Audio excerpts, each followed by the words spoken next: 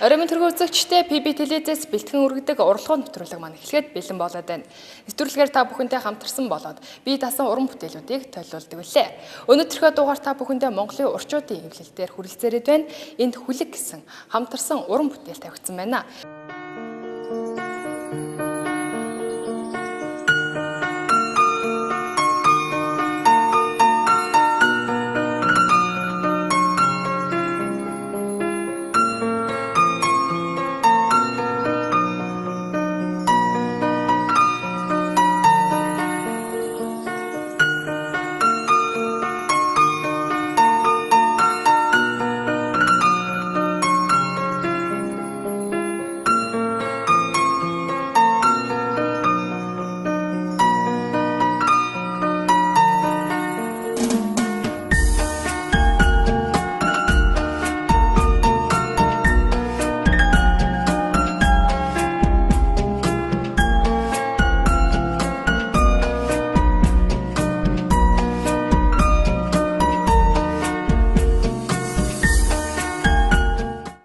Ингээд уран бүтээлчтэйгээ уулзцгаая. Сайн байна уу танд энэ өдрийн мэндийг хүргэе. За, баярлалаа. Өнөөдрийн үзэсгэлэнтийн хатлаар үзэгчтэй хоёлаа сонирхуулъя л да. За, өнөөдөр шүү дээ. Одоо бид хэд олон жилийн найзууд бас Монголын урчуудын эвлэлийн одоо тэтгэлгээр ивэснэр үзэсгэлэн гарах тийм аз жаргал тохиолдсон. Дөрвөн хүний үзэсгэлэн. Одоо зураач Загдын Өсөх баяр, Оршихын Даран Базар, Орсоо гээд Баянгороос гаралтай манай Орсоо гээд зураач байна. Миний бие бол Самбуга Машват гээд бид хэд ингээд нэг уран бүтээлийн үзэсгэлэн нээж байгаа. Энэ үзэсгэлэн дотор бол бидний юунд бол орчин үеийн маягийн юм уу одоо модерн урлаг ч юм уу, контемпорари урлаг ч юм уу, орчин үеийн урлагийн тийм төрлүүд бол багтсан байгаа. Нийлээд нэг 45-6 л ажил байгаа да. Ер нь бол тийм. Яагаад хүлэг гэж нэр өгсөн юм болоо? Нэрнийхээ учрыг тайлбарлах. Энэ нэрэн дээр жоохон би бол одоо хүлэг гэхэд бол их хэцүү. Яг тэгвэл хин нэр өгсөн. манай хоёр Даран Базар л нэг бас нэг тиймэрхүү ягаад өсгөө маань бас нэг одоо хүлэг гэхээр ч одоо монгол хүн чинь морил бодно. Хотын хүн бол нэг жипэл боддог юм байлгүй. Тэгэхдээ яг энэ нэр нь гоё нэр л дээ. Тэгээд тэрийг заавал гэсэн. Би бол хөгжимчний тухай зурсан, Бүрчин Гомрлын тухай зурсан гэдэг хүлэг гэхэд бол бас л нэг талаас бас хүлэг гэдэг чинь заавал морь гэхгүйгээр машинаач ярьдаг юм уу, тэр хөгжимчнээс ярьдаг юм уу, гитараач ярьдаг юм уу те ийм байх хэрэгтэй байхгүй. Тэгэхээр хүлэг гэдэг чинь ерөнхий төвшөнд аваад үзэж шít. Үзэсгэлэнт таны уран бүтээлээс хэдэн бүтээлтэй тавигдсан байгаа вэ? Миний хөл нэг 7 бүтээл байгаа.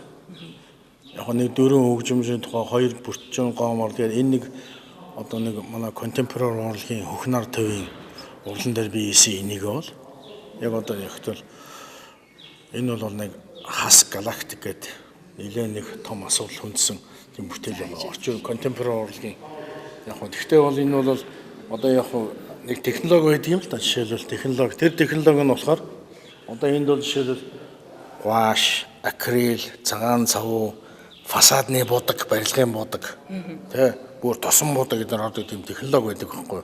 Ерөөсөө ингээд ерөөсөө арилахгүй. Гэхдээ дотор байж ах хэвээр. Тиймэрхүү технологиг бид нар бол мэддэг. Миний хувьд бол өөрөө Болгарт нэг 7 жил сурч ясны хувьд бол тийм монументал гэж ярьдаг шүү дээ. Бид нар нөгөө одоо байшингийн зураг, монументал одоо урлаг, сүрлэг урлаг гэж яриад байгаа юм л да. Одоо яг монголоор бол хийж монументалны тийм урлагийн тийм төрлийн технологи байдаг байхгүй. Тэгэхээр бол би энийг бас энэ дотроо хийгээд бас тэр технологиг бас Монголда бас нэг те хүмүүс хийдэг. Тэгэхээр тэргээр нэг юм хийгээд ингээ би бас нэг өөрийгөө туршаад контемпорари урлагийн бас нэг хиллэг. Одоо энэ сандал хажууд нь хүний суудаг сандал. Сэдэн нь болохоор те санаа нь болохоор идэ гэж яддаг ш. Санаа нь болохоор энэ бол галактик. Одоо бидний одоо эрдэмтний нотолчихсон өгдөөсөө шүтдэг. Тэр дотор бид нар энэ сууж байгаасан галактика бодож явах хэрэгтэй гэсэн санаа байдаг байхгүй. Тэгэл Таны ер нь уран бүтээлийг хараад байгаа бас их өөрмөц юм байл та. Хвчлэг хүмүүс бас нэг сэдвийг дагамжилж уран бүтээлээ гаргадаг шүү дээ, тэ. Таны хувьд гэх юм бол Гэхдээ миний хувьд бол би бол хөгжих ёстой. Үнэхээр нэг ингээл байнгыга зураад гэдэг юм дахин давтал том жижиг болгоод зураад энэ гэдэг бол энэ бол жоохон зогсон байдалд орно.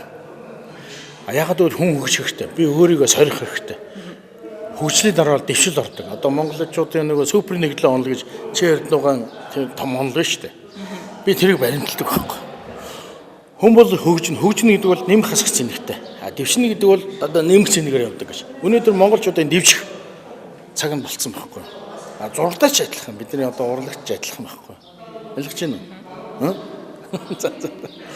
ер нь бол уран бүтээлч маш бат ах маань бас шавнартай юу ер нь бас Монголынхаа зураач нарттэй өөрийнхөө бүтээлүүдээсээ бас зааж сурах зүйл их байдаг баг. Гэхдээ надад бол миний яг өөрийн гэсэн хувийн сургууль тэ байсан. Одоо ч бас нөгөө хүмүүс өргөжлүүлээд явж байгаа. Ямар нэртэй сургууль? Анима гэдэг дүрс сургуулийн дунд сургууль. Ардын зурагч Ядам Сэргийн нэмж дүрс сургуулийн дунд сургууль. Одоо Булган гэж захирал нь байгаа. Урд нь би ээжсэн.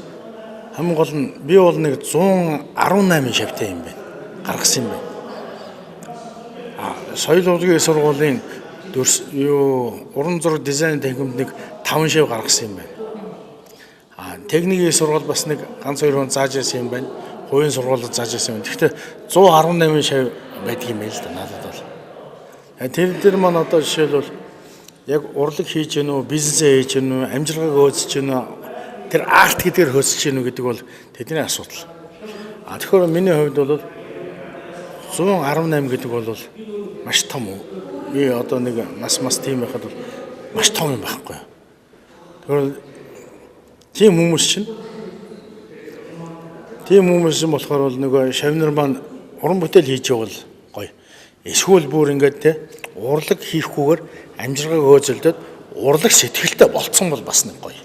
Тэр чинь хоёр асуудал байхгүй. Урлаг сэтгэлтэй хүмүүс бол өөр. За багш минь яг над руу ярьдаг. Багш минь та үзсэн гарсан сонслоо баярлаа. Зурагтаар харлаа баярлаа гэд. Би юу ч хийдэггүй. Хурж ирээд өөртөө ингээд хараад ингээд одоо ингүүл яасан, тэгүүл яасан гэж санаа оноо зөндөө гаргадаг байхгүй. Одоо шавнартайгаа үзлэн гаргач гэдэг юм уу?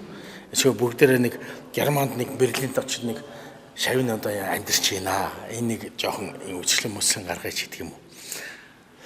Хамгийн гол нь миний бахархдаг юм бол миний шавнар 118 шавнырыг одоо хэдэн зураг зурж гин, хэдэн зурахгүй байна, хэдэн урлагт хайртай байна гэдэг л тэр чухал. Ерөөсөө тэрийг л би боддог байхгүй. Тэгэхээр бол 6 урлагт дуртай байг. 100 үед нь урлаг дургу одоо тоохгүй байг. Тэр хамаа байхгүй. 6 хүн гэдэг чинь Монгол 6 хүн урлаг дуртай байна гэдэг бол маш их тэр хоосон орон зайг нөхч. Тийм ээ? Тийм байдаг байхгүй. Урлаг гэдэг бол хэцүү шүү дээ, хадуу бурхан. Ер нь шавнартайгаа хамтарсан уран бүтээл гаргаж ирсэн үү? Өөрийн тийм гаргаагүй юу? Би тас уран бүтээл ер нь хаана гаргаж ирсэн бэ? Яг Болгарт байсан. Тэгэл Монголд хурж ирэл би чинь Болгарт өгсөн. Монголд хурж ирэл тэгэл энд нэг анхны алхам гэдэг нэг үйлчлэн гаргасан график дизайн биш нөгөө хүүхд залуучуудын юун дээр гаргасан. Тэгээд Дашторжууд манай нэг график дизайн том мастер бийлдэ. Тэр намайг гаргаач гэдэг ингээ гаргасан. Анхны үйлчлэн би дас үзсэн шүү дээ. Дараа нь ингээл янз бүрийн болол ингээл би нэг 3-4 үйлчлэн гаргасан юм да. Бусдад нь хамтарсан. Гэтэ хамтрна гэдэг бол нөгөө хүмүүсийн сэтгэл зүйн ингээ хоорондоо нийлээд Машка чиний зурагч юм. Машка л гэдэг юм. Машка чиний зурагч үгүй. Өшгөө, дармаа, далхаа тэгэл ингээл бүгдээрээ ярилцаад ингээл хамтарч үзэх хүмүүс янз бүрийн байдаг байхгүй. Тэр бол юу л да. Хэцүү асуудал та. Яг бол бид нар санаа нийлсэн хүмүүсд үзсэн гарах. Санаа нийлэхгүй зүгээр нэг яах юм бол хэрэггүй. Одоо жишээл өнөөдөр энэ үзлэлээр санаа нийлсэн сайхан гойгоо зураач нар үзлэн гаргасан байхгүй. За дараагийн бүтээл ойл үзэгчтэй сонирхол. Энэ одоо нэг хөгжмийн нэг. Би ч өөр хөгжмөд их дуртай. Баян одоо аккордеон, баян хуурч, морин хуур, тэгээ саксофон, төгөлдөр хуурын зурхсан чараа. Төгөлдөр хуурыг яста амжсан. Хөгжмөд тэр дундаа бол хөгжмийн зэмсгүүд та их дуртай юм байна тий. Хөгжмийн зэмсгүүдэд дуртайгаас гадна хөгжмийн аялгау. Одоо жишээлбэл 20 дугаар зууны тэр блюз jazz эднэрээр гарсан шүү дээ. Одоо дэлхийн одоо би бас блюз сонсох дуртай. Блюз. Jazz сонсох дуртай. За энэхүү бүтээл маань л да. Бүрт чон гоо марл 2 гэсэн бүтээл. Энэхүү бүтээлийн дараа үзэгчтэй байлаа сонирхол л даас. Гэхдээ ер нь энэ хоёр бол ингээд цаашаа үргэлжлэх юм байна. Одоо нэгэснээр бол монголчууд одоо Чингис хаан маань тэрийн тухай одоо нэг байгаа шүү дээ. Чингис хааны тухай нуус товчоо гэдэг нэг сайхан зохиол биш шүү дээ. Зохиол байж болно, баримтат байж болно, уран сайхнах байж болно, тэ хэтрүүлэгч байж болно. Тэр бол хамаагүй. Тэр нэг зохиол дээр бол Чингис хааны язгуур угсаа нь бол дээд тэнгэрээс гаралтай бүртчон гоо марлын одоо ингээл байхын ярьдаг шүү. Ингээ монгол шүү. Ингээ би бол чон гэхэр бол бүрчэн нэг чон шиг тийм хэмэртэй ирсэн юм байна. Хүн харахад чон энд бол маш зоригтой тийм хэмэртэй ирийн дүр харагддаг байхгүй. Гоо марл гэхээс гоо гэдэг чинь үзэсгэлэндээ сайхан. Тийм марл бухтай зүүрлж байгаа. Энэ хоёрын ингээд тэ энэ гадаа далаас сурж ингээд нутаглаж ингээд тий. За нэг ингээд суурал. Уноос хойш суурал явж байгаа байхгүй. Энэ болохоор за ингээд нутаглаж бацгаан хэмээх нэгэн үгүнийг төрүүлвэ гэсэн. Яг уу бас нэг жоохон орчин үеийн үнд орохынд бол жоохон эротизм оруулж байгаа байхгүй. Тэгэхээр энэ бол хүмүүс харахад бол гоо марл гэхээр бол нэг хүүхэн марл буг. Нөгөөх нь болохоо нэг чон гэдэг. Түүндээ биш. Хамгийн гол нь тэр нэг одоо нэг догма үзлийн шин биднээс хөгжүүлэх ёстой. Тэгээ догма одоо нэг жоохон тийм бэлэн байдаг тийм үзлийг. Одоо шиг бодит байдал дээр бол бид нэг гоо марл бүрчэн гэхээр чон буг хоёрыг хараад байдаг ш. Тэгтэл хүн амтай хоёр хуваа бас юу байгаа байхгүй хоорондын өөрсдийн харьцаатай. Бид нар бол чоныг бол тэнгэрт. Тэгвэл бүрсгэл нусаар амтан. Тэгвэл тэр чинь тэнгэрийн амтан. Тэнгэрт монголчуудын хиймрийг сэрэж исэн амтан нэг. Тэгэхээр бол монгол эр хүнтэй адилхан л гэж боддог байхгүй. Тэгээ хөхөр одоо зурж ийн яг нэг тэр үед бол улаан молаа юу байдгийг тэр нэг аимшигтай энэ чи хөх тэнгэрийн өнгө байхгүй. Хөх тэнгэрийн өнгө гэдэг чинь яг л ийм л өнгө байдаг. Тэгээд энэ жоохон нөгөө юу логик талаас нь бол энийг бол яах хэрэгтэй. Бид нар бол жоохон ухаж бодож жишээлбэл зургийг унших хэрэгтэй. Хуржээр монгол биш мэдхгүй ч байсан. Энэ чон нэг одоо нэг хайхан бүсгүйгийн энд байж. Энэ бол эр хүн гэдгээр бодох хэрэгтэй байхгүй. Энэ бол сайхан. Тэгээд сар одоо би тайлбарлах хэцүү гэдэг юм аа яг үгүй. Урлаас удаас амар тайлбарладаг шүү дээ. Та энэ сурал бүтээлүүдээ бас бүтээхэд хэрэг хугацаа шаардлагатай бэ?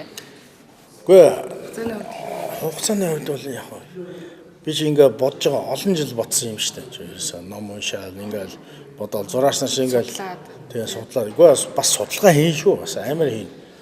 Тэгж би ч одоо чон моны чинь жишээлбэл энэ чоны чинь би чи богд уулны 2 хоног цүнхөө урж явж байгаа нэг хожирын гом хийж явж байгаад ингээд яваад нэг манчрын хэдрүү гарсан байхгүй. Ингээд авдаг юм лээ. 2-5 дээр нь миний чонтой уулзсан. Тэгээд энэ багны хэрэг нэг 6-7 м хэрэг архирдаг юм. Би тэгэхээр өөдөөс нь дахиад архирч байгаа. Тэр чон бол миний ерөөсөө яг л тэр дүр зураг. Тэр зур шүү. Ерөөсөө энэ бол бүрчөн юм байна. Тэгээ хоншортой тэр чон чи их буцаад явчихж байгаа юм. Тэгэл би чи нэг гутгаа орчихсан. Тэгээ одоо энэ их одоо би алж чон хацсан мэдээж гар хацсан утгатай гарч бодё яах вэ? Хөөрэ хацмаар гэдэг архирч байгаа. Тэгэнгუთ нөгөө чоноо буцаад явчихдаг. Би ч гэсэн ингээд тэгтээ би бол заавал нэг гарч идэндээ. Заавал ингээд ой модон жүдэнстэй гарч идэндээ асаагууртай. Нэлээд залуу байсан. Тэгээд нэг юу шин даваад вагдуулаад нэг даваад хоёр даваа гурав даваа ингээд явгот манчир эдэн дээрээс нурдаг. Тэгэл би ингээд манчир эдэн дээрээ суучаал гайгаал. Би одоо хоёр дахь өшөөнөөс чонтой уулзлаа яасан. Би яста хэмэртэй болчлаа. Энэ муу дурак чинь намайг өстой зорж усан. Энэ хүү чоныг бол та өөр бас төсөөллөөрөө зурсан баг. Энэ чинь ерөөсөө өргөжлөн байна. Тэгээ өргөжлөн байна. За ингээд маш гахтай уран бүтээлийн өндөр амжилтыг хүсье ерөө. За баярлалаа.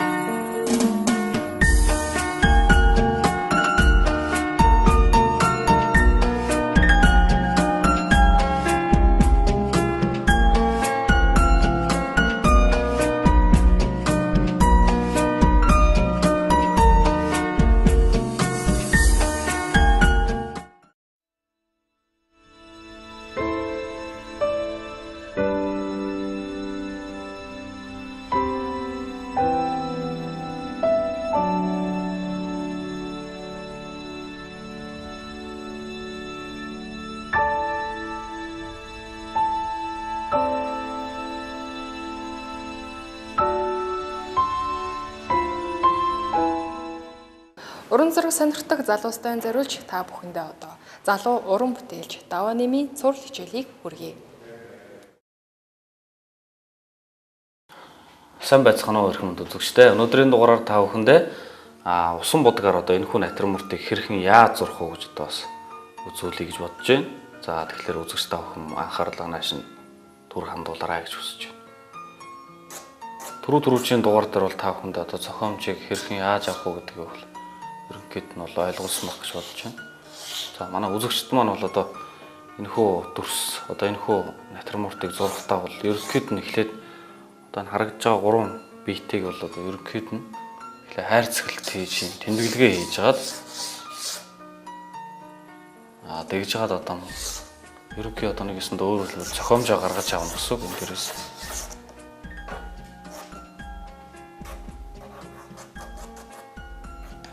За энэхүү хүүтэн дулаан өнгийн одоо энэ гурван биет оролцсон юм натурморт. Жишээлбэл одоо лир, за мөн усан үзэм гэх мэтл одоо ийм гурван өөр төрлөө одоо юу тавьж байгаа та бүхэнд одоо зурж үзүүлэх гэж байна.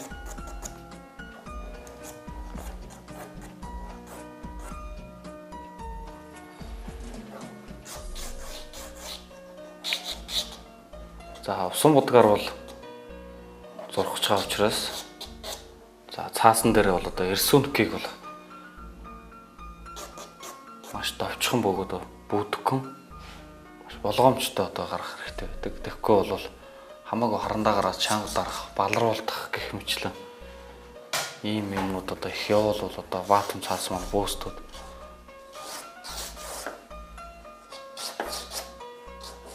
зурхад бол одоо айгүй хүндрэлтэй болно гэсэн.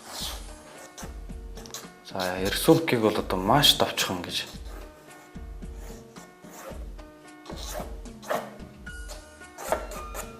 гаргаад за мэдээж бас жоохон тодорхой хэмжээний бас жоохон наривчлалыг бол бас хийгээд ерөнхий харьцаа ямар байх вэ?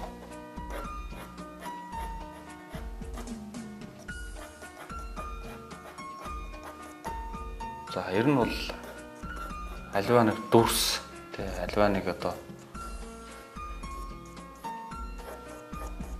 ургамал ан амтан ч гэсээр нь ялгаа байхгүй өөр ингэсэн хэм маягтай одоо донжтой байдаг. За тэр донж хоорондоо харьцааг бол одоо маш гоё зөв зэгцтэй гаргаж өгөх хэрэгтэй.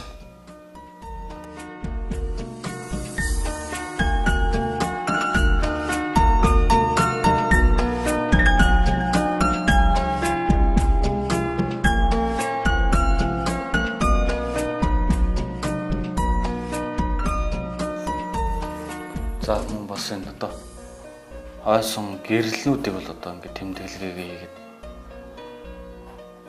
усан будганд бол гэрлэлийг бол одоо маш хадгалж явдаг учраас гэрлэлийг тэмдэглэгээ хийгээд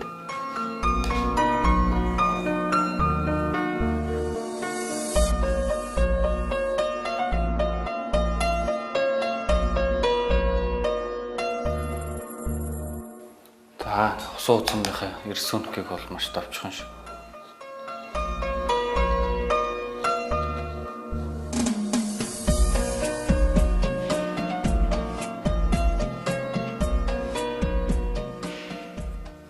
За одоо яг ингээ рисункээ гаргаад тэмдэглэгээ хийгээд дуусныхан дараагаар өнгөө тавьж эхлэх нэ. За одоо ингээд яг рисункээ гаргаад дуусныхан дараагаар одоо усан будгийнхаа өнгөө тавьж одоо эхлэх нь.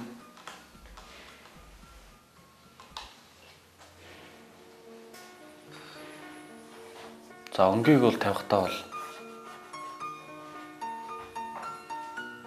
хүн бол одоо яг сурсан аргачлаар л өнгийг бол тавьж болно. За гэхдээ ерөнхийдөө бол фоноос эхлээд ажлуул уг нь зүгээр байдаг. За ватум цаасаа мэдээж ингээд норгож гоод усаараа сайхан чийлж гаад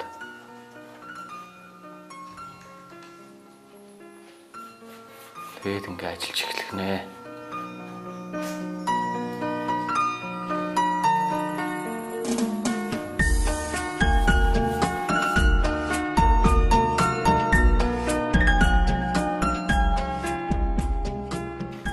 За ерөнхийд нь фон дээр ингээд устайхан шиг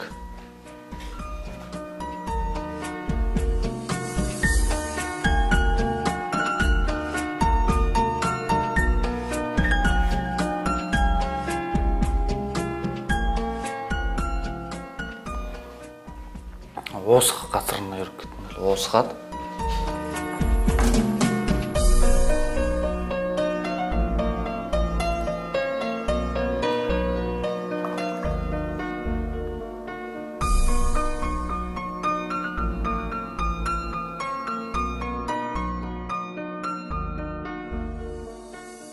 бичих газар нь бичээд уусах газар нь уусгаад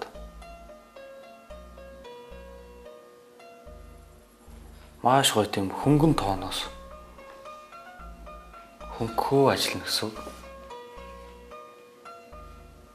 Өөрөөр хэлбэл хөнгөнөөсөө хүндэрж явна гэсэн акварелын ажил. Усан модгийн ажил бол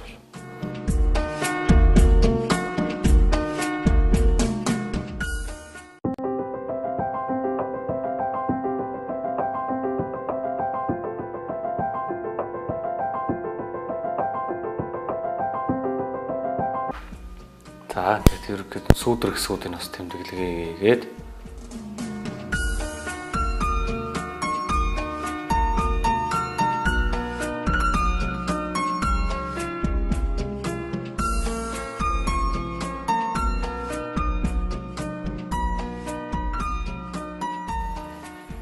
за ингээд бичсэн газруудаа хооронд нь уусгахыг уусгаад яг энэ бичлэлээр нь бас үлдээх юм бас үлдээгээд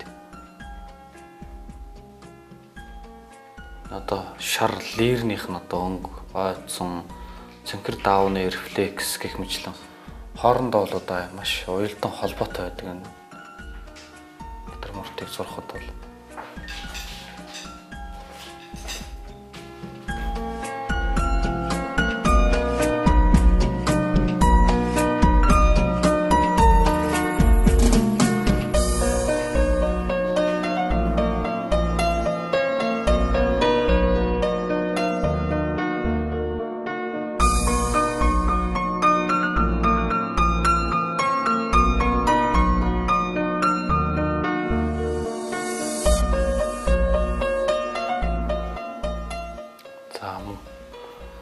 хүүтэн дулаан өнгөнүүдийг бол одоо бас оруулж өгөхтэй. Энд бол бас хүүтэн өнгийг оруулж шээ.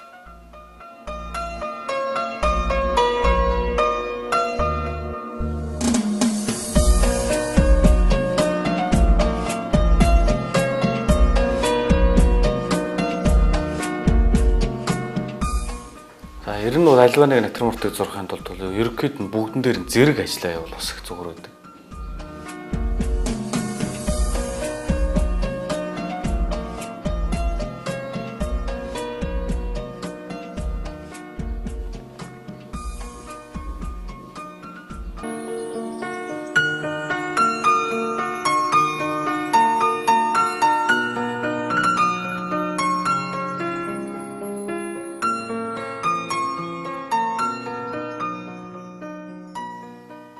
За ус узам дээр бол ерөнхийд нь бас уусах газар нь уусгаад жоохон хөндлөх газар нь хөндлээд цааш нь бол одоо наадлын одоо ус узамууд бол ерөнхийд нь нааш нь их гой гаргаж ирээд цааш нь бол ерөнхийд нь жоохон уусах маягтай ингэж ажиллана гэсэн үг.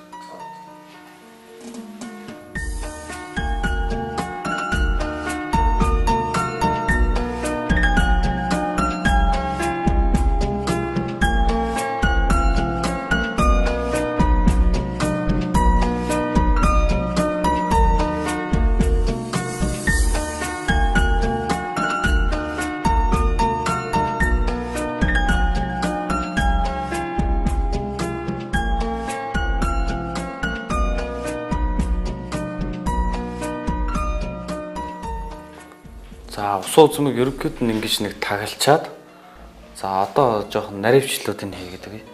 Ус узм дээр нь.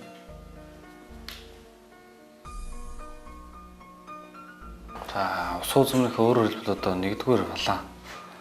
Наадлын паланы одоо энэ ус узмуудыг бол ерөнхийд нь маш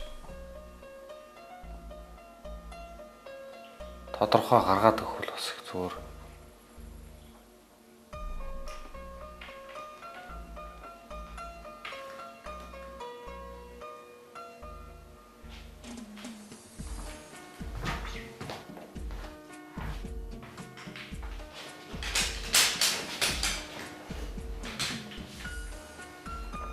За мөн одоо энэ ногоон шилэн дээр яг одоо энэ цэнхэр давааных нь бас рефлекс ногоон шилэн дээр бас харьяалтай ойцсон байгааг бас.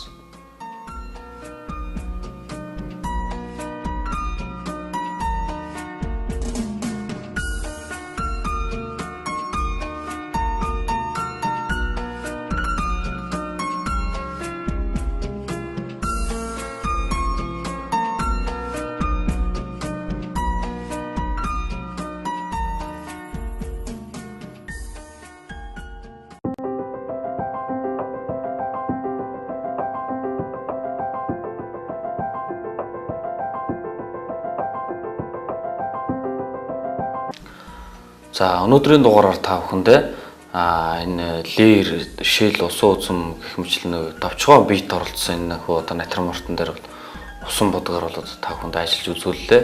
За мөн эндээс усан бодгийн ажиллагааг бас та бүхэн одоо бас хүүтэн дулаан гэж юу байдгийг за мөн усан бодгийн одоо энэ ажиллагааг урсгах, бичих, үлдээх газар нь үлдээх гэх мэтлэн одоо энэ жоохон ч гэсэн ажиллагаануудаас бас сурч авсан байх гэдэг бол одоо итгэлтэй байна. За тэгээд дараагийн дугаар хүртэл баяртай үзэгчтэй.